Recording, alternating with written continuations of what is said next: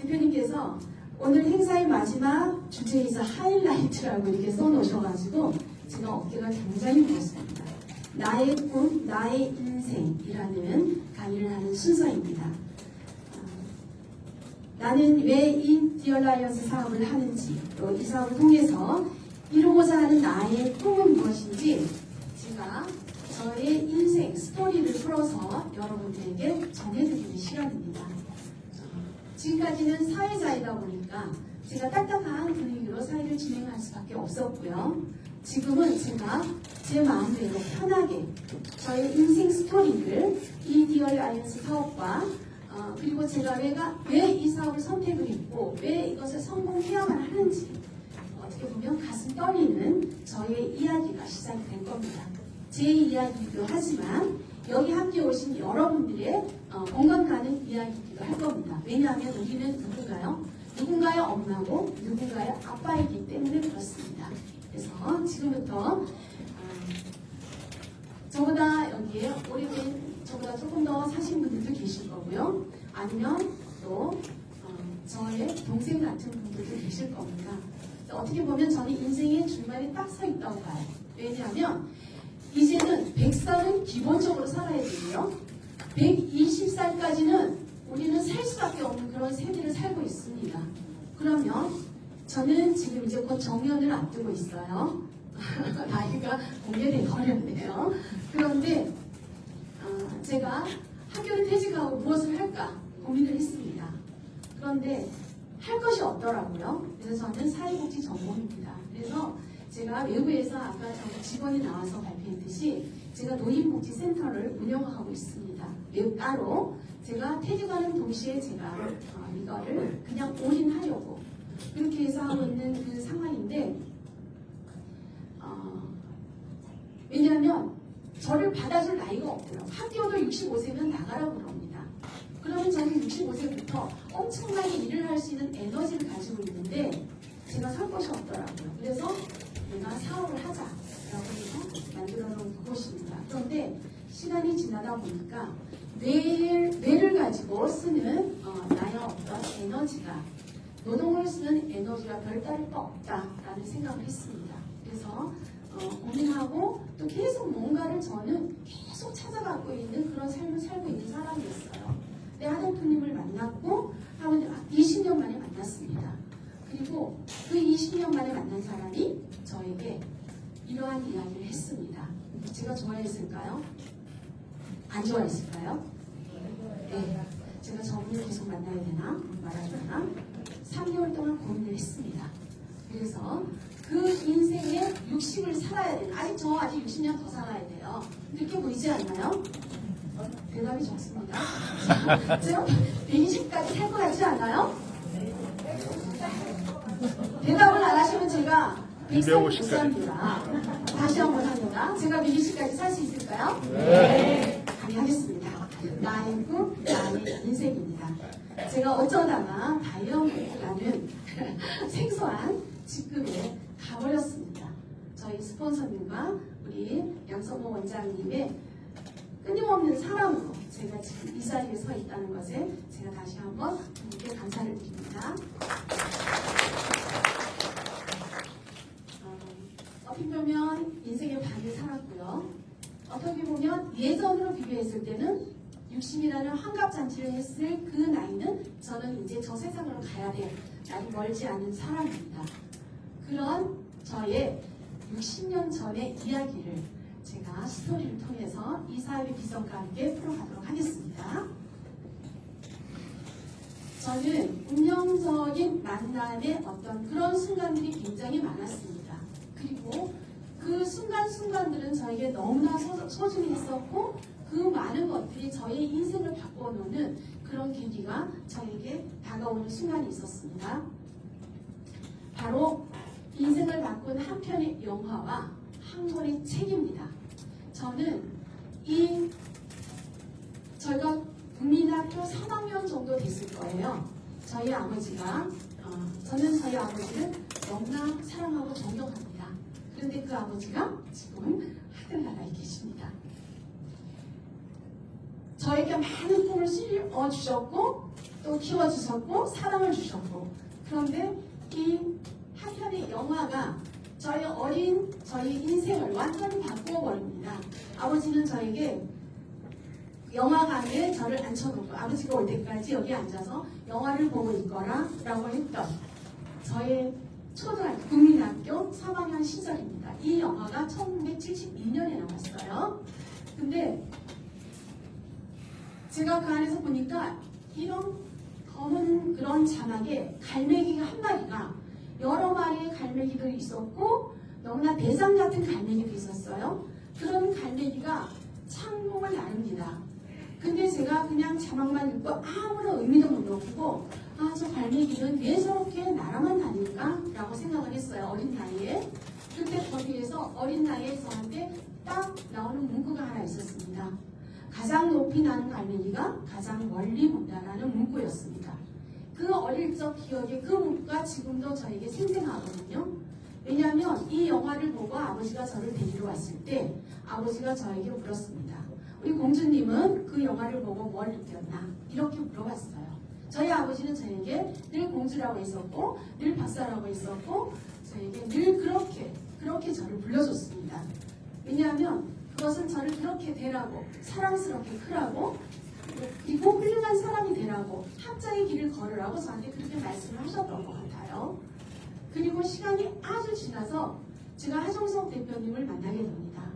그 하정석 대표님께서 놓치고 싶지 않은 나의 꿈, 나의 인생이라는 책을 저에게 추천을 해주셨습니다. 그리고 그때는 제가 결혼을 했었고 아이도 있었고 그런데 제가 이 책을 읽다가 새벽 2시에 눈물이 났습니다. 꿈이라는 단어에 가슴이 설레었고 나는 지금까지 무엇을 하면서 살았을까? 라는 생각과 함께 제가 그 갈매기의 꿈이 생각이 났습니다. 아버지가 보여준 그 영화가 생각이 났습니다. 그래서 저는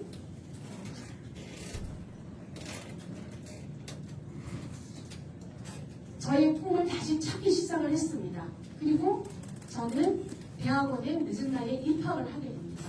저희 큰아이가 엄마는 공부를 해. 그래야 될 것 같아. 왜냐하면 제가 뭔가를 일을 안 하면 일중독인 것 같아요. 우울해집니다. 우울증에 빠집니다. 그래서 이 한 권의 책을 통해서 하정석 사장님의 강의를 통해서 제 인생이 완전히 바뀌어버리는 그런 위치에 다다르게 되었고요. 그리고 저는 살면서 인생에 3번의 기회가 온다고 하잖아요. 수많은 기회가 모든 기회이긴 하지만 저는 그 수많은 인생의 기회가 3번 온다는 그 속에서 저는 제 인생의 멘토를 3분을 만나게 됩니다. 당연히 저희 아버지였고요.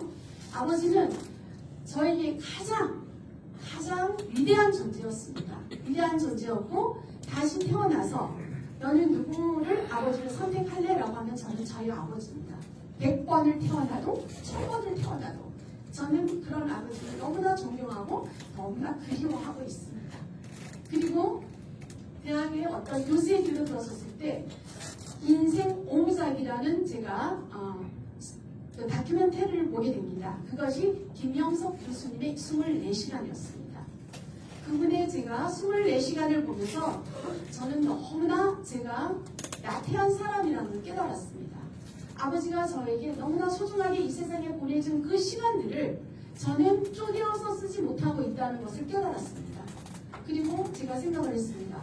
100세가 넘은 저분이 저렇게 많은 활동을 하시는데 나는 그것보다 훨씬 젊은 내가 왜 이렇게 시간을 허비하고 있을까? 다시 제 인생을 쪼개기 시작했습니다.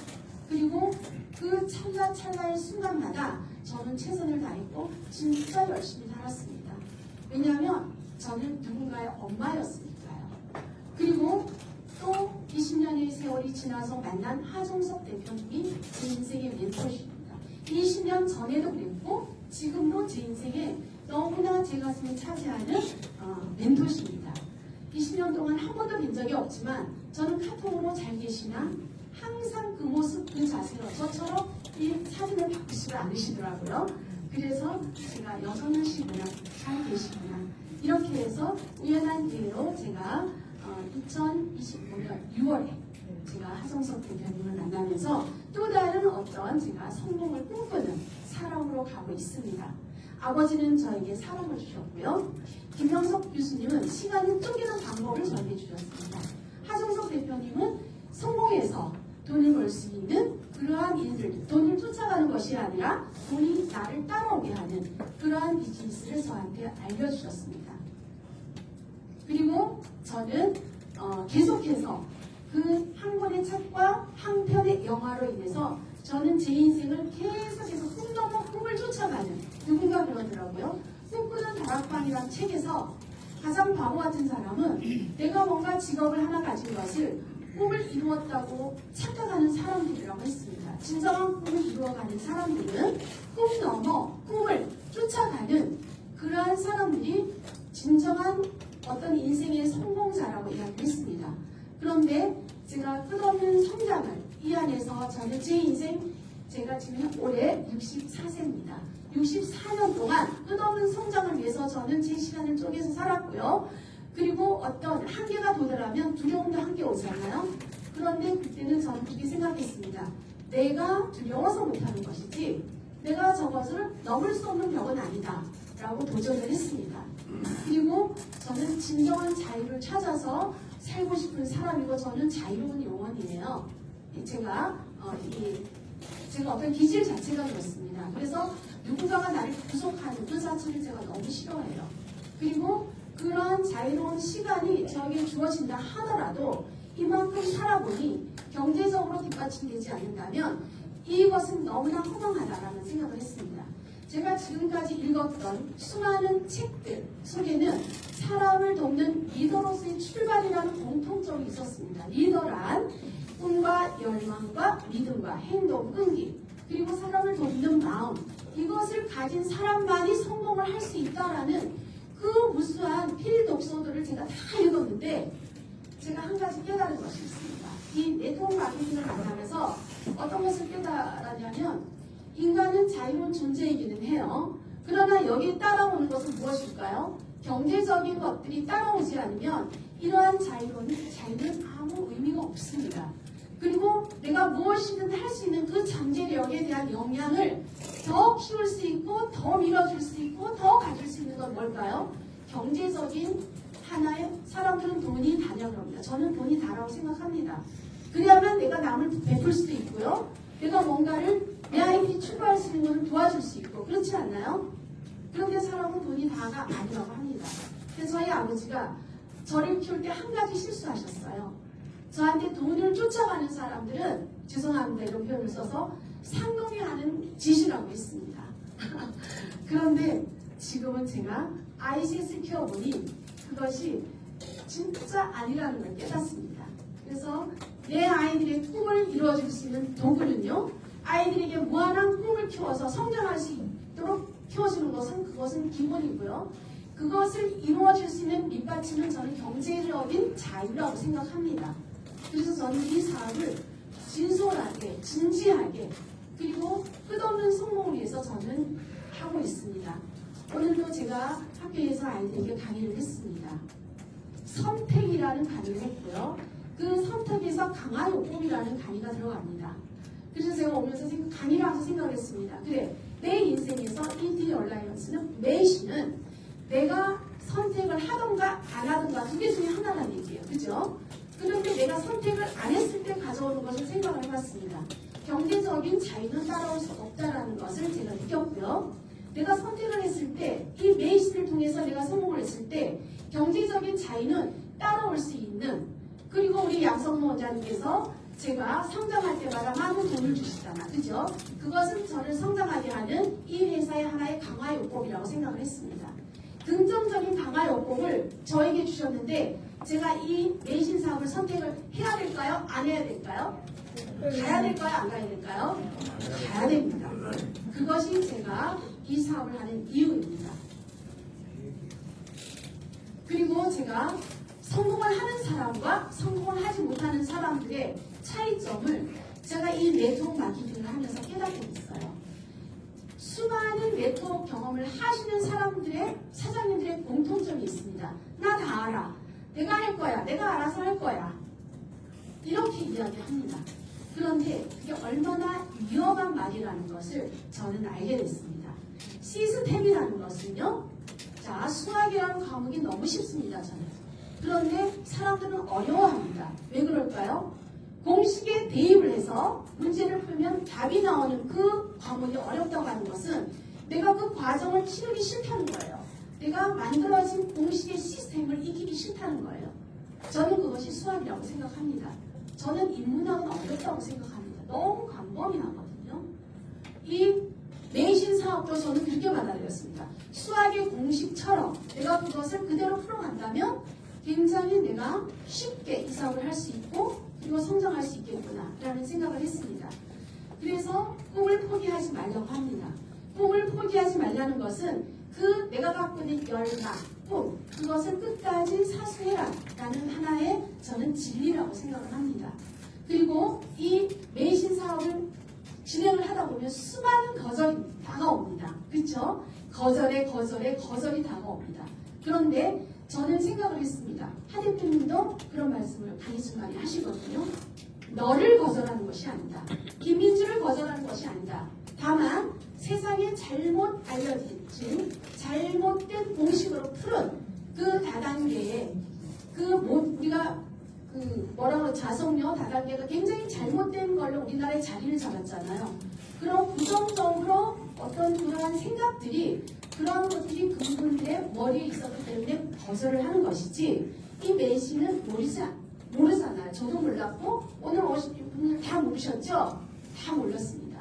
그러나 제가 시스템에 들어와 보니까 그렇지 않았습니다. 그래서 그 수많은 거절을 당해야 내가 성공하는 것은 당연한 거예요. 아까 하정석 대표님이 휴지 한 장 뽑고 두 장 뽑고 말씀하셨잖아요. 그죠? 한 장도 안 뽑은 사람이 성공을 원한다면 저는 그것은 굉장히 나쁜 사람이라고 생각합니다. 하지도 않고 이것이 안 된다, 힘들다 이렇게 말하는 것은 자기가 하기 싫다는 것을 변명으로 그냥 물러나는 그거 하나밖에 되지 않다는 얘기거든요. 저도 아는 사람이 없습니다. 저는 사회성이 결핍된 사람이라고 이야기를 했잖아요. 아이들이 저는 좋습니다. 어른들 속에서 저는 그렇게 사근사근 하지를 못해요. 그런데 그런 제가 이 사업을 한다는 것은 제가 갖고 있는 꿈과 열망과 성공 그것을 이루어내고 싶다는 하나의 저의 일념 하나라는 거죠. 그리고 사람들은 할 수 없다라는 것을 가정하에 둡니다. 근데 저는 수많은 아버지가 왜 저한테 그것을 보여줬습니까? 수많은 갈매기들이 도전을 안 했어요. 조나단이나 갈매기 한 마리가 성공을 했습니다. 그것은 뭐냐면 그 갈매기는 자기가 할 수 없다라는 두려움으로부터 벗어난 거예요. 그리고 어떤 갈매기보다 그 갈매기는 조나단은 자유를 찾아서 빗나가는 갈매기가 됐잖아요. 저는 그런 사람이 되고 싶었습니다. 그래서 저는 제 인생에 두려움은 없다고 생각합니다. 왜냐하면 두려움이라는 것은 내가 만들어낸 내 가슴의 감옥이라는 거예요. 그러면 그 사람은 그 두려움이란 감옥을 내 무의식에 담고 있는 순간 나는 아무것도 할 수 없는 겁니다. 있다와 없다는 내가 결정하는 것이지 내 주변에 있는 사람들이 그것을 결정할 권리는 없다라고 저는 그렇게 생각을 하고 살아가고 있습니다. 그리고 우리가 이 네트워크 마케팅의 성공의 종착점은 저는 함께의 성공이라고 생각합니다. 내가 타인을 여기 오신 사장님들을 성공시켰을 때 제 성공이 오는 거예요. 그래서 저는 이것은 굉장히 의미 있는 공동체라고 생각을 합니다. 그래서 성공을 해야 되는 이유 당연히 있습니다. 왜냐하면 저는 사람이라는 이름 하나로 이 내신을 선택했습니다. 저는 하정석 대표님을 만나긴 했지만 자 사업은 정했어요. 제가 스폰서로 누가 선택을 했을까요? 하정석 대표님이 저를 파트너로 선택을 한 것보다 제가 제 스폰서님을 선택을 했습니다. 그리고 시간이 지나면서 진짜 이 사람 물건을 너무 잘 팔겠구나 라고 생각했던 그 우리 양성호 원장님이 갈수록 빛이 나고 좋아지는 거예요. 회사의 오너가 좋아지고 있다는 것은 자 제가 이 사업의 매력을 느낄까요? 안 느낄까요? 제 든든한 스폰서님이 계시고 무한 물품을 제공해 주시는 우리 양성호 원장님이 계시는 한 저희 파트너들은 행복한 보금자리에서 사업을 할 수 있다는 저는 확신이 들었습니다. 그리고 저는 너무나 사랑하는 우리 세 꼬마들입니다. 큰아이는요, 서있는 큰아이는 제 첫사랑입니다. 두 번째 아이는요, 제 보물 이놈입니다. 셋째 아이는요, 멋진 제 아들입니다. 저는 이 아이들을 키워가면서 엄마라는 사람이 어떠한 역할을 해야 되는지, 부모라는 사람들이 어떠한 역할을 해야 되는지 알았습니다. 아이들이 대학을 졸업할 때까지는 몰랐어요. 그냥 부모들이 키워주는 그 역량 안에서 아이들이 성장하는 거다. 거기까지가 부모의 몫이다. 라는 무책임한 생각을 갖고 살았습니다. 그런데 둘째 아이가 유학을 가면서 저는 생각이 완전히 바뀌었습니다. 그것은 부모가 뒷받침을 제대로 못해주기 위한 하나의 변명이 이만큼 키웠으니 네가 알아서 살아라 라는 그 말을 저는 결국은 스스럼 없이 했습니다. 근데 그것이 아니었습니다. 저는 이 아이들을 너무나 사랑합니다. 부모는요 그렇게 표현을 하더라고요. 저는 살모사의 모성으로 이 아이들을 키워갑니다. 살모사의 모성이라는 것은요, 살모사는 혼신의 힘을 다해서 그 민물이 자기 새끼를 지켜내는 것을 살모사의 모성이라고 합니다. 그래서 그렇게 풀이해요. 살모사가 그 자기의 그 육신을 다 뜯어먹여서 자기 새끼를 키운다고 표현을 하는데 그것은 사실은 아니에요. 그런데 그만큼 살모사의 모성이 강하다는 것을 표현을 합니다. 여기 계신 여성분들 다 엄마잖아요. 내가 살아온 삶 그대로 내 딸들도 그렇게 살아라. 우리 변혜경 사장님 아까 엄마처럼 살지 않을 거야 라고 했죠. 그죠?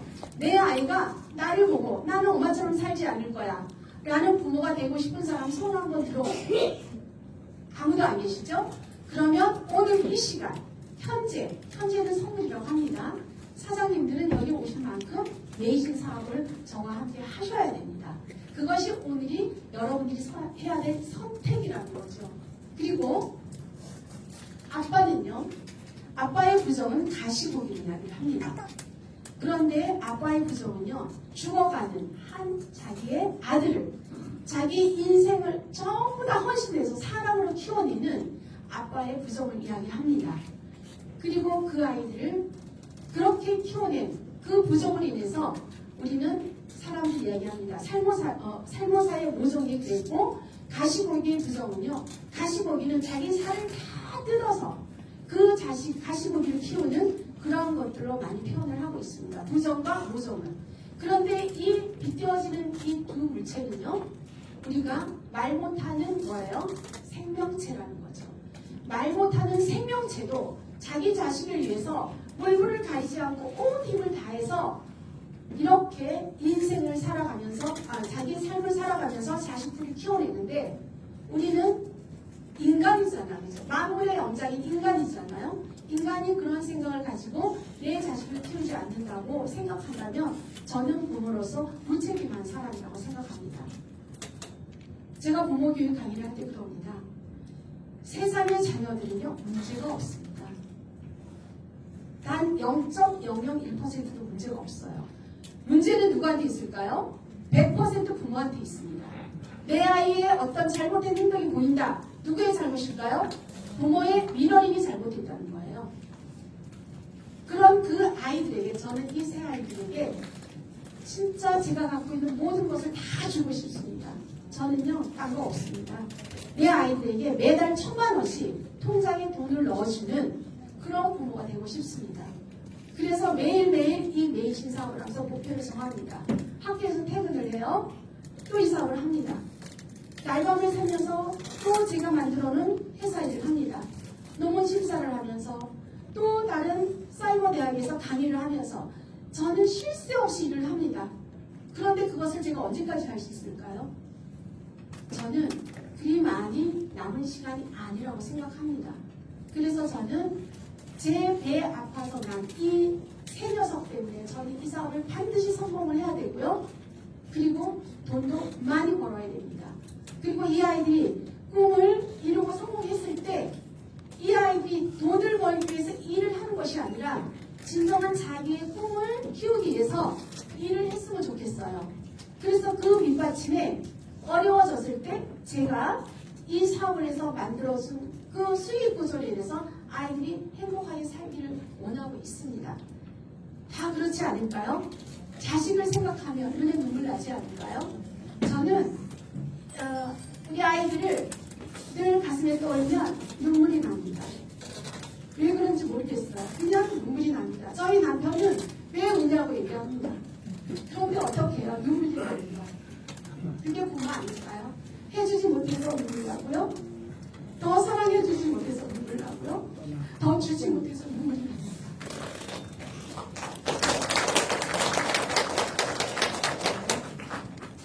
사람들이 이야기합니다. 그만큼 벌어서 하면 되지. 아닙니다. 아이들에게는요, 그만큼의 돈을 버는 부모는 그 선이 어디까지? 우린 재벌이 아니잖아요. 그죠? 저는 저는 삼성의 며느리가 아니고요. 현대의 며느리가 아닙니다. 저는 평범한 가정의 며느리였고, 자녀였고, 엄마였습니다. 그런데 아까 하정숙 교수님께서 내 아이가 100m 앞에서 뛰면 얼마나 좋겠어요. 그죠? 그런데 평균 선상에서 뛰는 것도 속상해 죽겠는데 뒤에서 뛰어라? 저는 그렇게 못합니다. 그래서 저는 이 사업을 죽을 만큼 힘을 다해서 지금 진행하고 있습니다. 이렇게 내가 아까 난 제 자식들이 있어서 제가 성공을 해야 되고요. 사랑이라는 이름 하나로 또 제가 가슴으로 낳은 자식들이 있습니다. 이 자식 또한 제가 가슴이 너무 아프고요. 쳐다보면 눈물 나고 간절히 성공했으면 좋겠다라는 제가 낳은 자식들입니다.